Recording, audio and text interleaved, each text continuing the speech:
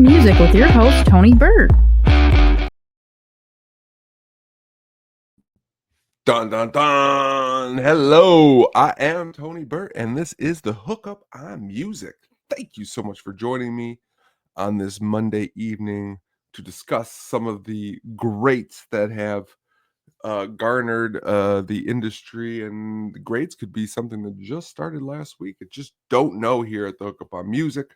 This is episode 114. Cannot believe it has been like this flow, which is just a really good go to keep it glowing. So thank you so much for joining me here tonight. Got a lot of stuff to cover, a lot of new music, which we always appreciate being shared with us. We have some concerts, it's a little bit of older stuff, so don't have much time to waste. Let's just dig right in and let us get started with one of our segments, which we never know when the segments come. So today let's start with concerts.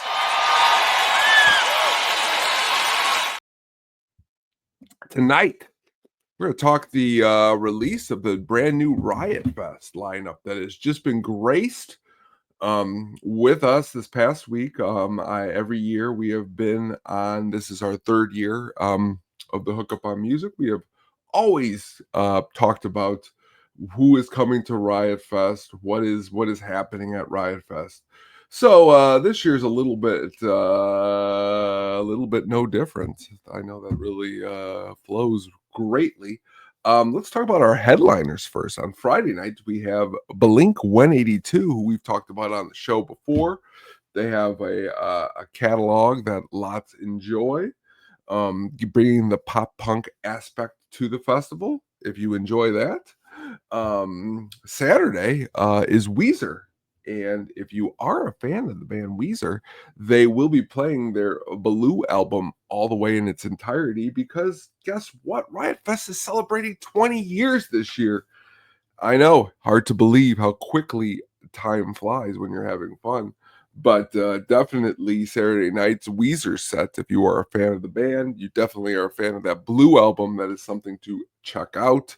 And Sunday, more pop punk, whatever you want to call them, stalwarts. Green Day is headlining that. So we got Blink 182, Weezer, and Green Day as our headliners, which, personally, none of those three names really just jump out and say, I gotta hurry up and get a ticket. But when you get to this next little tier here that they have on the poster, there's some interesting stuff here. You have Sex Pistols, who've got a new singer in Mr. Carter, which is very interesting. Frank Carter is taking the place of Johnny Rotten. It's quite interesting to go from a singer named Johnny Rotten to Frank Carter, but interesting to hear how that sounds. I have no judgment on it because I haven't heard it yet. That's a great thing about here at the Hookup on Music. I like to hear it, then we'll judge it. But there's Jack White and Idols. The whole festival could just be Jack White, whose new album we've talked about here on the show is just awesome and amazing. But on top of that, you got some Idols. Who can't go for a little bit of Idols? We all could go for some Idols, which is really great to hear in a festival setting. And always bringing it is Idols. Their last album was really killer. So, you have two bands whose last albums are killer. They're on the set list. All right, we're going to just skip on down to right there in the middle. If you are watching online, if you're not and you happen to look at the poster in the middle in bright yellow letters, Weird Al Yankovic is going to be here at the festival. That might be amazing because if you are a fan of Mr. Weird Al Yankovic, as I have, great tunes as My Bologna, another one, Rides the Bus, I Lost on Jeopardy. There's bigger hits we can mention here, but just to talk about some of the coolness, definitely going to have to check out his set if you're going to Riot Fest. I mean, how often are you going to be able to see Weird Al at Riot Fest? Or Weird Al at all live? I know he is playing this summer at the Ravinia, but seeing him with all these other bands, including, I know you are very curious to see, if you're looking at the lineup, the Beach Boys are going to be playing at the festival. The Beach Boys. Sure there'll be some surfing going on stage, and it's interesting because Riot Fest always is able to really get some cool different things. You know, they've had Corey Feldman, they've had the Village People, they've had Slayer. Slayer isn't different. Slayer's just awesome, and I needed to bring them up because every show from going forward, we're gonna bring up Slayer at least once because it's Slayer. But again, a lot of good bands. If you are a fan of punk, definitely they have a great lineup. I mean, Dropkick Murphys, Bad Religion. Um, you know, if you're are you interested in Knuckle Puck because they're playing? How about Knock Loose? You know, hear of them? Hear what they're into? What they're up to? Alkaline Trio, All Time Low, a Jawbreaker, Wonder Years, Sparks. Sparks is playing. Just a really cool little setup. Screeching Willies, Buzzcocks, H2O, The Amazing Mac Sabbath, um, Bouncing Souls, Hanson. Interesting. But definitely gonna have to make your way out there because the Riot Fest 20-year anniversary lineup in Douglas Park, Chicago is definitely going to be loose and lit. I know tickets are available. I do not believe that they are sold out, but check into it, see what is up. Just like last night, my main man, Andrew out at the Trivium Bullet for My Valentine August Burn Red concert, which is just like what a threesome of metal amazingness, which some of these I've only heard a couple songs. So when he said he was there and I was at home and he was sharing me awesome videos, I even dug in a little bit deeper. He was even sending me some stuff that I found to be really cool. He told me that I should have definitely check out the song Bloodletter, which was just a awesome song from August Burns Red. Just a really great track. Trivium brought it. Lots of good video. I had not been familiar with Trivium's metal game, but they were heavy as all heavy from the videos that I was seeing. Makes me interested to see them when they come back around. Bullet for My Valentine, always a cool name, along with August Burns Red. Because you know, August, what other color is it gonna burn? You know, it's not gonna burn yellow. It's gotta burn red August. But cool little concert that was shared with me. If you were out at that concert, please let me know what it is that you have been seeing on the live front. I always love talking live music. This summer, we're going to be getting out there to a lot of live shows, going to be talking with a lot of different people.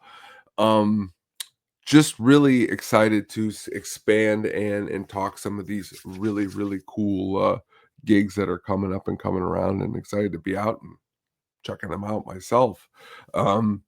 You know, you gotta always just sit back in the studio and talk music. You gotta get out there. You know, you gotta get out there in the scene, which you know, now that we are almost, not really almost, but we're kind of getting to the halfway point of our third season, you know, we're gonna expand some things. But going forward now, let's see what we got going on in the new releases department.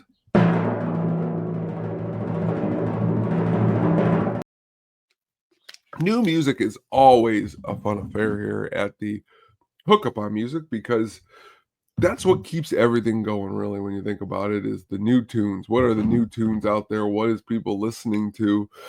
What is the overall forecast? And it being the summertime, you know, you just don't know what's going to drop at any moment because this is the good stuff. Like Skeleton, Ghost, is brand new album just dropped. We're digging into that here. Opening track though, Peacefield, a really good uh introduction if you haven't heard much from the band, but also a great extension to their amazingness, you know, opening with a cool angelic choir, which definitely, honestly, I've been digging into a little bit more Ghost as we've gone along. And they got a really good performance that I've been watching on the Jimmy Kimmel show, that they just show their talents as a band. So check out that new album if you have not. As we go further, we might have guests on and talk more about that album because I know that is a big one that is being released. This is the heaviness of Machine Head, who's got a brand new album that is just released this past Friday, and it's called Unatoned. Okay, I can't believe that Machine Head is still putting out this level of quality work. But you know what? As um, as far as metal goes, Machine Head has been one of the bands that kind of got me all started in what I love about the genre. I mean, this band has been around for a long time. Debut album, Burn My Eyes, came out in 1994. Okay, Unatoned is their 11th studio album. So 94, here we go. They just this is their 31st year in existence. Um, Always great. This is the band's first album to feature drummer Matt Alston and guitarist Reese Scruggs, who do not disappoint. Machine Head never disappoints in the guitar basis of the band, because you know what? That's what they are. They're a really heavy, awesome guitar band. And Rob Flynn, lead singer, lead vocalist, been there since the beginning. The only guy who's been there since the beginning. And really, it's been a while. He's always kind of a little bit of a revolving lineup. Jared McClellan is the other band who he is the current bassist for Machine Head. And you may say to yourself, well, when did he join Machine Head? Um, Machine Head has been part of his life since 2013. So you say, all right, what does this album have to bring to the table? And honestly, it was a little bit different from what I was expecting. Recently, I've been digging back through some of their more older work. And then they had some albums that were like albums 3 and 4, where they try to switch things up, try to join the new metal movement. Still some really good guitars, but after that they dived right back into their signature heavy sound. This though really mixes up some really good stuff. Landscape of Thorns, Atomic Revelations, Unbound, Outsider, Not Long for This World. That is what starts off this album. Which to honestly, great effects, some great harmonistic vocals. Rob Flynn even digs a little bit into the what's the word I'm looking for? The piano on this album, which is very, very interesting. And we always like that. It's 41 minutes, which isn't their longest album. Which it's also their shortest album. So it's not their longest album, but it's also their shortest album, which is very interesting because their last album came out 3 years ago. So maybe they wanted something a little bit more concise, a little bit more quick to the punch. They're currently on tour. We've talked about coming to Chicago in the next couple of weeks with In Flames, Lacuna Coil, and Unearth. If you happen to be out at that show, please share what that is going to be all about, because honestly, curious to hear what is going to be just kicking. The Landscape of Thorns kickoff is a little short musicalette, or a little musical piece. It isn't a song, so if you were thinking that is, but I like the a little track 11 titled Shards of Shattered Dreams. I love that term, shard. But dig into it. You digging into Machine Head? You like Machine Head? Machine Head's a great band, and honestly, they deserve to have your attention, and definitely dig in. Talk about bands with cool names. Dexter and the Moon Rocks. That's a band that I just started digging into, that if you have not dug into yet, I think it would be worth your time. They got a cool little vibe that I think you will enjoy. But you know what it is? Cool band names are always been something that I think is the what's the word I'm looking for? The pinnacle of finding out about a lot of cool music. But you just don't sometimes know, digging into these names, is it good? But this band is from Alpine, Texas, which describe their sound as Western space grunge, which honestly, that's a pretty cool description of a band name. I wish that would have been around a long time ago, which blends Southern alternative, red dirt country, and alternative rock. Dig into these guys. You're not going to be disappointed. But they've got some tour dates too. They're touring. All these bands are always touring. Okay, you want to see them in their aspect. You want to see them in their zone. You know, this is a band that's definitely one that seems to be somebody you want to keep your eye on because with a name like that, you know, they're even playing shows with the Red Clay Strays down in Texas, which that's pretty amazing. You know, Red Clay Strays and Dexter and the Moonrocks. You know, what a double bill. But check them out. If it has been a long time, when's the last time you've dug into Excitable Boy by Warren Zevon? It has to have been a while.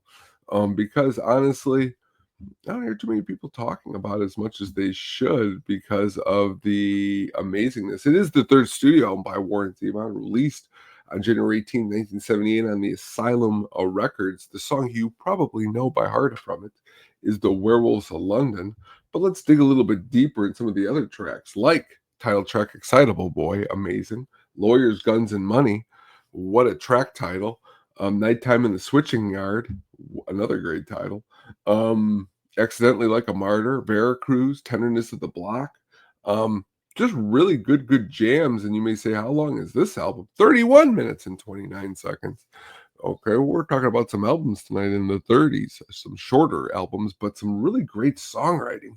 Um, you know, the lyrics are considered to be macabrely humorous, described by some critics, which is interesting. Um, Also is interesting is just some of the different sounds on the album, which when you have a songwriter and he can produce different sounds like a Harry Nielsen, definitely is something that is great to be explored. Um, a lot of people described Warren Zevon as an excellent lyricist, and on Excitable Boy, he does not disappoint. Jorge Calderon does some harmony and backing vocals on it. Danny Korchmer, which we've talked about, Russ Kunkel. These are parts guitar and drums, respectively. Um, Linda Ronstadt sings backing vocals on Excitable Boy. Jackson Brown's playing guitar and harmony vocals. Waddy Wachtel's playing guitar and synthesizer. John McVie, okay, the John McVie from Fleetwood Mac. Did not know this. He plays bass on the Werewolves of London, which is just really cool. McFleetwood also on the Werewolves of London. Jeff Porcaro on Nighttime in the Switching Yard. Rick Morarda on Lawyer Guns and Money on drums. Veracruz, and you may say, who is Rick Morarda? He has been playing with so many different artists, also creating music for Everybody Loves Raymond and Yes Dear. So deep stuff on this album. So again, like all the other stuff we're talking about here tonight, if it's been a long time or you've never dug into Excitable Boy by Warren Zevon, I would definitely say that that is a really great thing to dig into, and it's also a great album cover.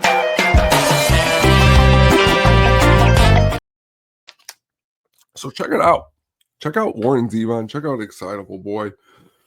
You will not be disappointed, which you should never be. Just like if you're digging into Ween, it's a summer of Ween. No, I don't know. I just came up with that. That sounded good. But Ween, if you've never checked into them, and we've never really talked about them on the show, but another artist that really digs deep in a lot of different stuff.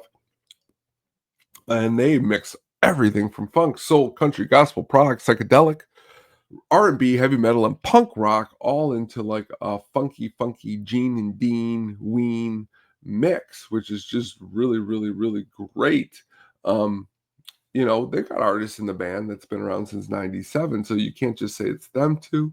But what you can say is that they got just really cool songs like Chocolate, um, Chocolate and I'm having trouble because I'm laughing at the Chocolate and Cheese. What a great album title! But they got a song on here that I've just been playing a lot lately, and it's Voodoo Lady.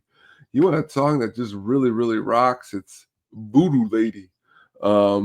Just really great song. But you know what? We like good songs.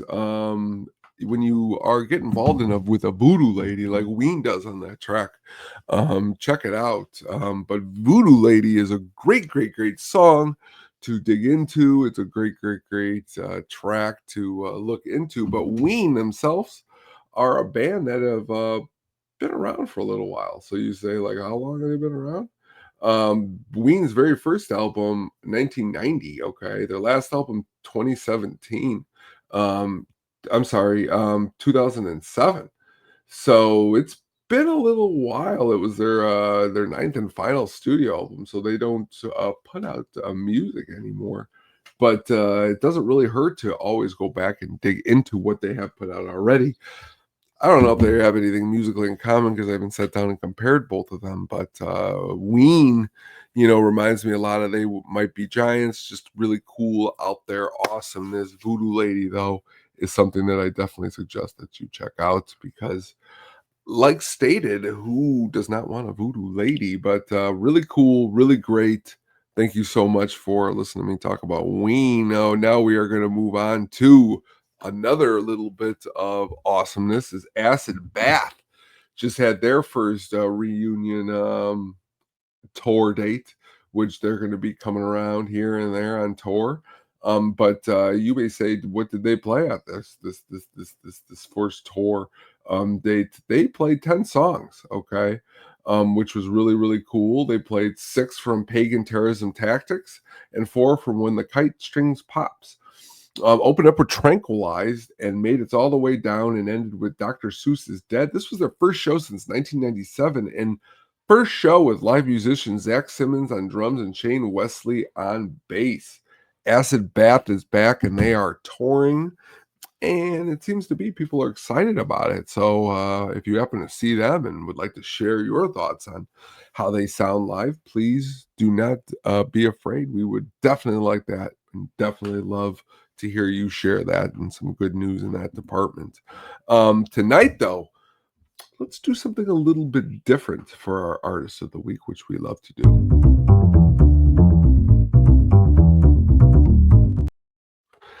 Tonight's artist of the week is Sade.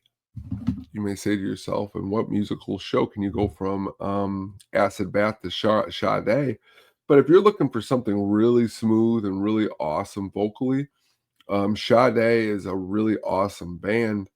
Um, but her real name, because the band name is Sade. That's the one thing I've always kind of was curious is like, is this like Alice Cooper, where the first couple albums are like a band name and then she kind of like takes it over? But really good stuff. I mean, you can never get too much of Sade. Born Helen Felicata Adu, which is really, really great. But just honestly, the band members who have been part of some of these records are really great. Stuart Matthewman on guitar, who is also in the Rock and Roll Hall of Fame nomination in 2024. Just the sax on some of the stuff is really great. But back to the vocalists, especially on the debut album, Diamond Life, which we will kind of focus on here a little bit tonight, starting off with Smooth Operator. Your Love is King and Hang On to Your Love. If you're looking for a 3-way attack of just awesomeness on the vocal spectrum, Sade has no problem delivering that for her musical fans.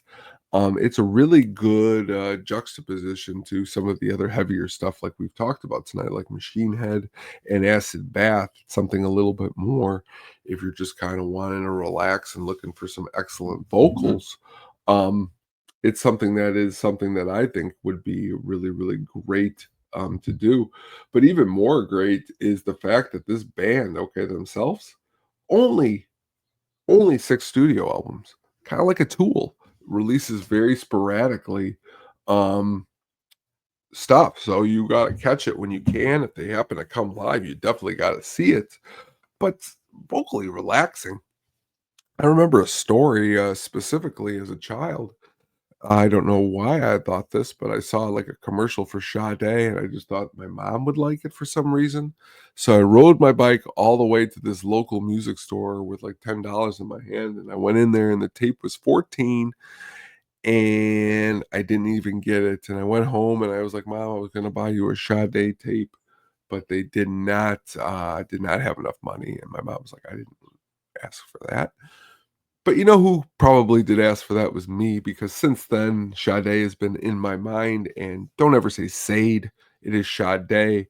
But if you're looking to go back through some of this catalog that she has, it's definitely not something to Love Deluxe from '92 is something that I remember going to the record stores very early in my life and seeing the record cover out there, Kiss the Life, Feel No Pain, Cherish the Day, really, really good stuff on that, along with um, Stuart Matthewman, who is just really, really great. Um, but also Paul Spencer Denman, who plays bass on a lot of this stuff, which is just great. Um, it's just really good stuff.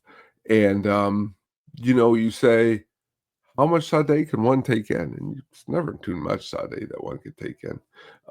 But again, really awesome. And I want to really clear this up because I almost made it seem like it wasn't very important. But these backing members to the band are just really great. Paul S. Denman's playing on every Sade album. I made it seem a little bit like he played on some tracks, but his bass is really out there and really out there in the most prolific way because I can't play it. So if it's out there, I can't play it. That's generally what that means. And Sade's voice is awesome and it's all over these records. So please, please, please check out some Sade and mix it up.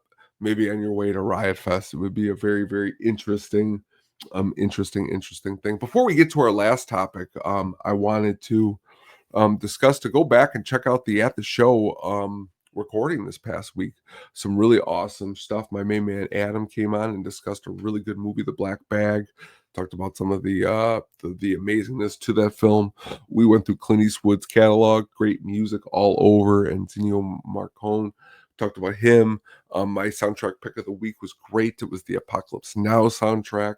So go back and check that out, please, please, please, please, please, and everything else that we're doing on the Sadistic Penguin Studios. Always a good time to check that out. And if you're like movies, we love movies, music, anything. Please share it with us. Would love it. But tonight, let's end on a little bit of a different note. Let's talk about the clavinet. I don't even know if I've pronounced it correctly, but what I will say is it's got a really cool sound, and I've always been amazing. It's kind of like creates electric guitar sounds, but on the keyboard, which is definitely not something that generally is you know used a lot. Okay, it was created a lot from 64 to 82. And then since then, it has been a little bit lowerly used. If you want to hear it on one of the most popular songs, you could hear it on Superstition by Stevie Wonder, but also used on a lot of rock, funk, and reggae through the 60s and 70s. It kind of creates kind of a little bit more of a futuristic sound. It's an electromechanical instrument and it's used in conjunction with the keyboard amplifier, which is interesting. Definitely electric magnetic pickup. It's weighted. Really, really, really, really good stuff. A preamplifier, a line level output to be fed through the amplifier. Very, very interesting to see. But again, Stevie Wonder was a notable user, especially on, as stated, Superstition. Howard Ground was definitely another good run. But Bill Withers used it. Funkadelic used it. Are you a fan of the do do do dee dee dee Heartbreaker? Rolling Stone, great track. It's on there. Also, Billy Preston was great at using it on Outer Space. Chick Corea loved to use it. Bob Marley and the Wailers used it on Could You Be Loved? Master Blaster, which was influenced by Bob Marley, by Stevie Wonder. Up on Cripple Creek, an amazing use. George Duke used it a lot on the Frank Zappa albums. Great, awesome. Paul Jones, John Paul Jones from Led Zeppelin used it to amazing effect on Trampled Underfoot. Also in the amazing Them Crooked Vultures. Also Fleetwood Mac, You Make Loving Fun, Steely Dan's Kid Charmaine, all showcase the clavinet. I'm sure you've heard it in so many different things. If I did not mention something that it was used in, I find it to be probably amazing, and you need to share it with me because I love the clavinet. But what a show tonight, folks. We've went through a lot of different stuff. We've brought you the Riot Fest announcement. We brought you Acid Bath. We brought you Sade. We brought you Warren Zevon. We talked the clavinet. We love talking music with you. Okay. Episode 113 was special tonight. It was very, very special. And we always thank you in just so many different regards. It was actually 114. If you are watching, the bottom ticker said 113, which honestly, I'm gonna have to fire whoever made that banner. It was me, so I can't fire myself. Well, maybe I don't know. But we thank you so much. If you were watching on YouTube, that was what I was talking about, the banner. If you're listening, appreciate you just as much because you are a very valuable part of the show. Love when you share some of your insight and your knowledge with me because you just never can know too much. So we thank you at the Hookup on Music. My name is Tony, and you can bet for sure you're going to see me again next week. So everyone else, enjoy your week, and we will talk soon. So take care. Thank you for listening. Please look out for the audio version wherever you jam.